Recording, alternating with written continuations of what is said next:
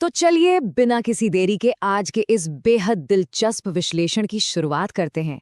आज हम जिस ऐतिहासिक और अद्भुत घटना पर चर्चा करने वाले हैं ना, वो 15वीं सदी के धन्ना भगत की कहानी है। एक ऐसी कथा जो सच में आपको ये सोचने पर मजबूर कर देगी कि विश्वास की यानी असली आस्था की हदें आखिर होती क्या हैं। तो आइए देखते हैं कि कैसे एक बिल्कुल साधारण सी लगने वाली घटना ने इतिहास के पन्नों पर अपनी ऐसी अमिट छाप छोड़ी जो आज भी कायम है। अब एक सवाल है आप सबके लिए। क्या एक मामूली सा पत्थर किसी इंसान की जिद, उसकी हट के आगे झुक सकता है? अगर हम इसे सिर्फ विज्ञान और लॉजिक के चश्मे से देखें तो आप कहेंगे बिल्कुल नहीं, ये तो असंभव है ना? लेकिन देखिए, हमारी आज की ये पूरी चर्चा इसी एक सवाल के इर्द गिर्द घूमने वाली है। हम इस कहानी के सफर पर निकलेंगे और जानेंगे कि कैसे एक आम इंसान की उस मासूम सी जिद ने इस सवाल का जवाब हमेशा हमेशा के लिए पलट कर रख दिया। तो कहानी के इस पहले हिस्से की ओर बढ़ते हैं, एक अनपढ़ किसान की भक्ति। इस पूरी घटना को इसके सही बैकग्राउंड में समझने के लिए हमें समय में थोड़ा पीछे चलना होगा। बात है 15वीं सदी के राजस्थान की और वहां का एक छोटा सा गांव जिसका नाम था धुआं। यही वो जगह है और यही वो समय है जहां से इस पूरी गाथा की नींव पड़ी। उस दौर की कल्पना कीजिए, एक ऐसा समय है जब हमारा समाज काफी हद तक कर्मकांडों और ऊंच नीच में बटा हुआ था। इस ऐतिहासिक पृष्ठभूमि को, इस माहौल को ध्यान में रखना बहुत जरूरी है, क्योंकि तभी हम आगे की बात समझ पाएंगे। और यहीं से शुरू होता है हमारा दूसरा भाग, पंडित का वो मजाक जिसने सब कुछ बदल दिया। अब यहाँ ना आपको दो बिल्कुल अलग अलग विचारों और इंसानों के बीच का एक जबरदस्त अंतर देखने को मिलेगा। एक तरफ है एक बहुत ही पढ़े लिखे पंडित जी, वो रोज पूजा पाठ करते हैं, सारे कर्मकांड करते हैं, लेकिन इस पूरी घटना में उनका जो रवैया है ना, वो बहुत ही सतही या यूं कहें कि एकदम मजाकिया सा है। और वहीं दूसरी तरफ है हमारे धन्ना, एक सीधे साधे अनपढ़ और बेहद मासूम किसान। देखिए, धन्ना के लिए भगवान कोई किताबों में लिखी बात नहीं है। जब उन्होंने उन पंडित जी से भगवान के बारे में पूछा ना, तो उनके मन में रत्ती भर भी कोई शक नहीं था। वो तो बस एक जीवित सत्य को, एक असलियत को ढूंढ रहे थे। और फिर आता है कहानी का वो टर्निंग पॉइंट। पंडित जी कहते हैं, ये लो, ये रहे तुम्हारे ठाकुर जी। अब इस एक छोटे से वाक्य में कितनी गहरी विडंबना छुपी है, जरा सोचिए। पंडित ने ये बात महज एक मजाक के तौर पर कही थी और मजे मजे में पास पड़ा एक साधारण सा काला पत्थर उठाकर धन्ना के हाथ में थमा दिया।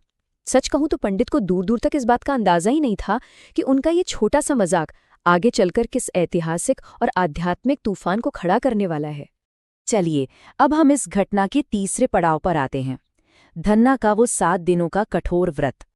अब धन्ना को देखिए, उनके लिए वो मामूली सा पत्थर कोई मजाक नहीं था, बिल्कुल नहीं। उन्होंने तो अपने उन ठाकुर जी के लिए एक पूरी की पूरी दिनचर्या ही तय कर ली। उनका रूटीन एकदम फिक्स था। सबसे पहले उस पत्थर को बड़े प्यार से नहलाना, फिर बहुत ही जतन से भोजन पकाना और आखिर में उसे ले जाकर अपने ठाकुर जी के सामने परोस देना। मतलब पंडित की बातों को उन्होंने अक्षरशः एकदम सच मान लिया था। उनके लिए वो कोई पत्थर था ही नहीं, बल्कि साक्षात ईश्वर थे, जिन्हें उन्हें रोज खाना खिलाना था। लेकिन बात यही नहीं रुकी। अब धन्ना ने एक ऐसी कसम खा ली, एक ऐसी प्रतिज्ञा ले ली जिसने पूरा खेल ही बदल दिया। उन्होंने कहा, जब तक आप नहीं खाओगे तब तक मैं भी नहीं खाऊंगा। ध्यान दीजिए, ये कोई मामूली वाक्य नहीं है, ये एक अटूट संकल्प था। जो चीज एक साधारण सी दिनचर्या से शुरू हुई थी, वो अब एक ऐसी पक्की जिद में बदल चुकी थी जिसे तोड़ना किसी के बस की बात नहीं थी। उन्होंने अपना दाना पानी सब छोड़ दिया और अपनी पूरी की पूरी ऊर्जा, अपना पूरा ध्यान उस पत्थर पर लगा दिया। तो आइए देखते हैं कि ये सिलसिला आगे कैसे बढ़ा। पहला दिन और फिर दूसरा दिन काफी शांति से बीत गया। धन्ना पूरी श्रद्धा के साथ बस इंतजार ही कर रहे थे। पर जैसे ही तीसरा दिन आया, गांव वालों ने उन्हें पागल कहना शुरू कर दिया। सबने समझाया, अरे भाई, पत्थर कहीं खाना खाता है क्या? लेकिन धन्ना का जो लॉजिक था ना, वो बहुत ही सीधा था। उनका कहना था कि जब पंडित जी ने खुद कहा है तो भगवान झूठे कैसे हो सकते हैं। और फिर ऐसे ही करते करते आ गया 7वां दिन। शारीरिक रूप से धन्ना अब पूरी तरह टूट चुके थे। उनकी हालत सच में बहुत खराब हो गई थी। लेकिन यहाँ जो सबसे बड़ी बात थी ना, वो ये कि उनकी नजरों का वो अटल विश्वास, उनकी वो जिद रत्ती भर भी कम नहीं हुई थी। और फिर आता है हमारा चौथा भाग, वो पल जब उस बेजान पत्थर में भी जान आ गई। जो मूल वृत्तांत है वो इस चमत्कारी घटना का जो वर्णन करता है उससे सुनकर सच में रोंगटे खड़े हो जाते हैं। बताया जाता है कि उस काले कठोर पत्थर के भीतर अचानक से एक हलचल सी होने लगी और फिर उस ठोस चट्टान को चीरते हुए साक्षात हाथ बाहर निकले। देखते ही देखते वहां एक मुस्कुराता हुआ दिव्य स्वरूप प्रकट हो गया। और सबसे हैरानी की बात तो ये थी कि उस दिव्य स्वरूप ने सचमुच अपने हाथों से वो थाली उठाई और वो भोजन ग्रहण करने लगे जिसे धन्ना ने इतने प्रेम और इतनी अटूट जिद के साथ पकाया था।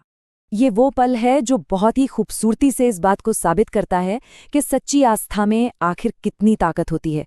भगवान ने कहा, धन्ना, तेरी जिद के आगे मैं हार गया।